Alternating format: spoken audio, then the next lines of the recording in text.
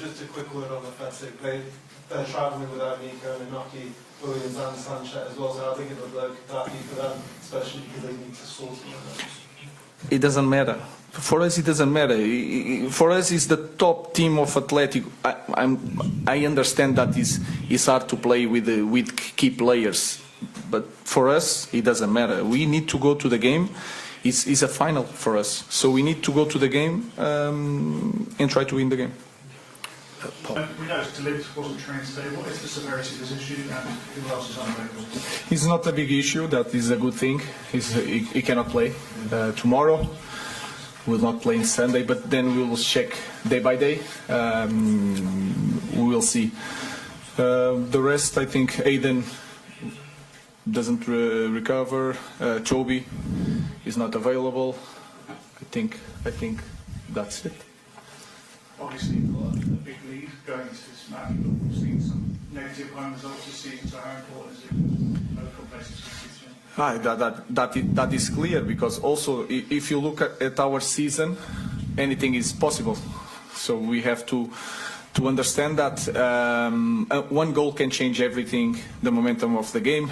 One sent off, you saw it 1 week ago. So we are prepared to fight to win the game, not to thinking about the result. Of course, that matters in the way we are going to do things, especially when we start the game. But of course, we are thinking about winning the game. Question for Alejandro, if I may. You started the last 13 games to clear how important you are to the manager, to the club. There's been a lot of speculation over your future, but do you expect to be at Manchester United next season? Do you want to be at Manchester United next season?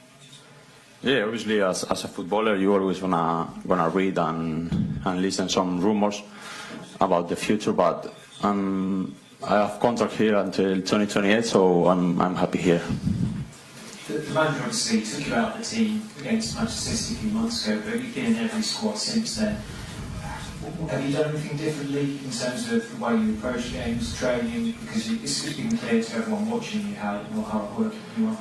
Yeah, obviously we know you have to work hard to be even in the squad, and then I just have to train well every day, and I will be available for all the games. Rúben, there's been a lot of speculation over the last 24, 48 hours about Bruno Fernandes and his future. Alejandro has mentioned there's a lot of rumours around.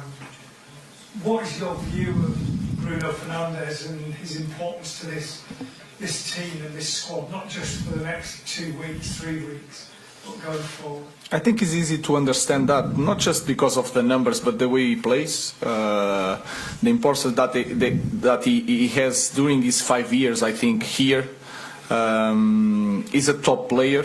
We need the top players. He's a leader. He's the captain. So he's really important. It's normal that there's a lot of clubs that want a player like Bruno, like Garnacho, like others, but we want to keep the best players, and Bruno is clearly one of the top players in the world. So our idea didn't change. We want Bruno here. Can I just ask you, Alejandro, at the start of your career, you came in, played a lot of games, got a lot of positivity last year. This season you've been part of a struggling team. The managers come in and been fairly brutal in terms of some of the things that he said about the team. How has that gone down in the dressing room, and how is that for a young player to deal with? Yeah, I think it's not easy when in middle of the season you change, for example, the manager and all the stuff. But yeah, in my mind it's always try to work hard every day and try to show the manager in this case that I need to play, and this is the only thing I have to do. Rúben, it's Guillermo here of CBS. How many times have you watched the Athletic Club game, and does the result reflect what happened on the pitch really? I think I watched a lot of time, the 30 minutes, the first 30 minutes, and I forget the rest, because you cannot prepare a game with 11 against 10, with 2-0 in that moment. So I watched, and I felt that, again, I had the feeling that they were really intense but most of the opportunities was a little bit our fault. We lost the possession. It was hard to find some plays that they build up since the defense, the midfielders, the offense, and they create the chance. It was more like we have the ball, we lose the ball, we have problems. So we could show to the players that sometimes we have one idea that 30 minutes with a lot of problems, and we try to describe slowly and to show to the players why we had that problem. So we watched quite a few times, and we showed to the players the simple moments to show why we had so many problems in the first 30 minutes. Question for Alejandro, mate. Your one goal involvement away from matching Cristiano Ronaldo's record at this club when he was 21, 25 goal involvements in the Premier League. I just wondered what kind of example does that set to you? What parts of your game do you think you need to improve to keep going the path that you are? But I'm not focused on the numbers. I think when Cristiano played here, it's a different football, a different type of games. I just try to help the team and try to win games. And obviously, misses chances and things like this. For example, we are training really hard. Me, Rasmus, all the strikers in the team. So I think we are improving and we will try to do better. Do you have this kind of conversation with Rasmus about when to pass the ball, when to you pass the ball yourself? I speak. I speak with him a lot. We try to help each other, but sometimes it's from this side it's difficult, But we try hard. We train hard every game to try to all of these chances. For example, try to score more of them, and the team will improve if we score more goals. Is the Lyon game a reminder that you can't take anything for granted? You're 2-0 up, unfortunately came back, and does that show almost tomorrow night the biggest danger is not Athletic but yourselves, the chances of progressing? It's everything together. Again, if you look at our team, we cannot control, we cannot say today what is going to happen. There are some teams in any league that can understand the game is going to be like this, can change a little bit, but the story is going to be like this, and we can control the narrative of the game. We cannot do that. So we have to face the game as one more game. We need to. I feel that we need to score to go to the next round. So that is clearly the way we are going to face the game again. And then we use some image. Brentford. We are near the draw, but we suffer a goal and suffer another goal quite fast. That can happen. That happened 4 times here in Manchester United. So we know that is going. We will have to suffer a little bit to go to the final, and we are ready to suffer. And we need to be better in the small details in this game. So you don't know which Manchester United will turn up tomorrow night? It's hard to say, and sometimes it's not what kind of team we will be tomorrow. Sometimes even during the game we are one team, something happen, and we lose our mind a little bit. So, but we are improving the way we play. We are more confident, and we are ready to face this challenge. Rúben, I appreciate it's always about the collective and the team, but I know you played in a European team, the Europa League, almost 11 years ago. As a manager, this will be the first time we manage in a European final if we can get United there. So on a personal level, how much would it mean to you as a managerial achievement to get there despite all this going on with the season? I think the meaning is you have to win it. As a manager, it's not like the same as a player. You want to play, you want to enjoy. When you are a manager, you have to win it, because if you lose in the final, it will hurt even more, especially in this kind of season. So we have to win it, but for that we need to focus on the semi-final. So I think it's different from coach to a player, but we need to focus first in our semi-final, and then we'll think about the final. Hi Rúben. Arsene Wenger was talking about the Europa League the other day. He said that UEFA should review the procedure for the finalists. The finalists should go back into the Europa League rather than the Champions League.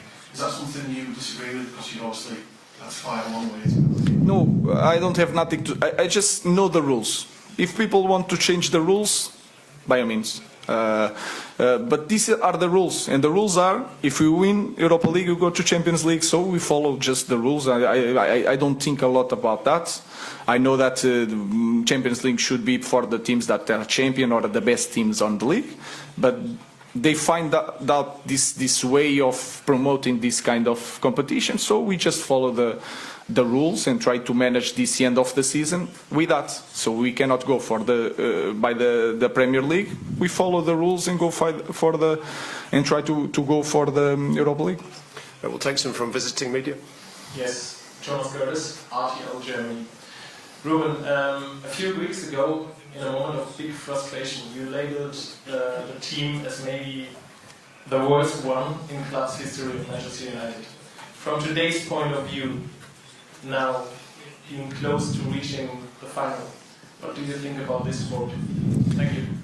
I think you have to see the quotes in the moment, so things can change. And for me, in that moment, and if you look to Premier League, I think we are the worst. Since I arrived, we are the worst team in terms of the results in Premier League.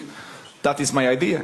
In the end of this season, we can be the worst team in Premier League in history with a European title. So we will not change nothing. We know that this season was really disappointed for everybody. Nothing is going to change. So in that moment, sometimes I have to think a little bit more, but I felt that, and I still feel that this season was the worst in the, I don't know in history, but for sure in the last, 50 years, I don't know. I have no idea. Thank you. Just one question to the player, because if a manager is talking like this, what's going on in your mind hearing this kind of quotes, and what's going on in the locker room? In terms of what, sorry? In terms of these drastic quotes, like being the worst team. Yeah, we know we are not doing a great job in the Premier League, but the manager said before we follow the rules, and now we have for us it's a final. Tomorrow we're gonna face the game like if it's 0-0, and we'll try to win the game, not just the global. And yeah, then if we win the Europa League, we will be in the Champions League, and then we can face the next season with a better mentality and different way. Okay, one minute.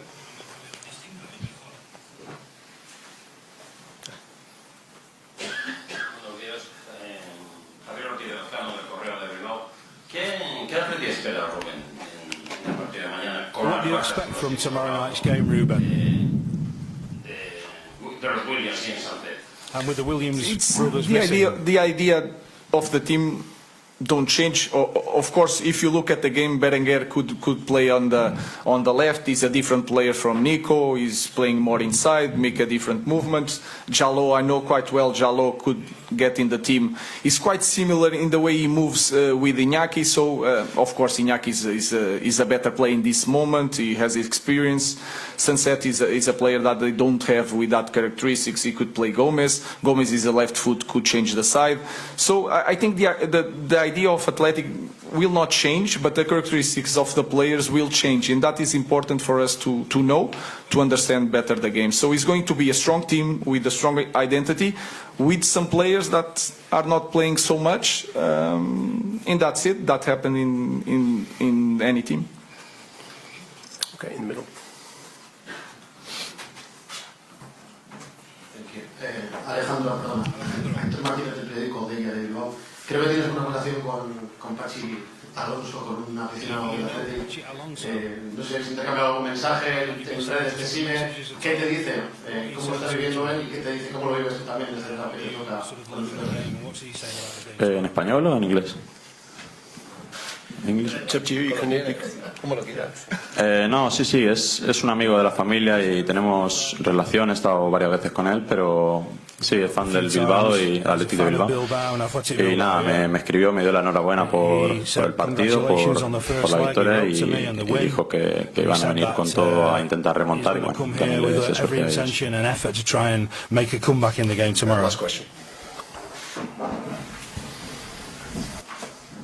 Alejandro, obviously United have a very big history of flying wingers going back many years. Since Rúben came in, the system, the formation has changed quite dramatically. How have you found the change, the adaptation to this new system, playing as like a number 10 and not an out-and-out winger?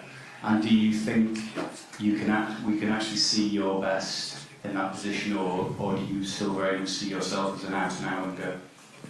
Yeah, I think it's difficult for everyone when and it's in the middle of the season when a new manager coming in and we change the formation, but we just need to follow the rules, and I'm trying to improve every day. Obviously, the manager knows the characteristics of the players.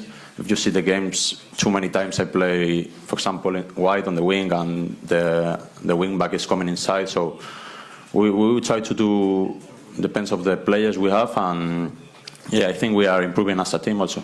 Has it been hard, like mentally, tactically, as well as the game, to make that adaptation for you personally in the season? Have you found it a challenge?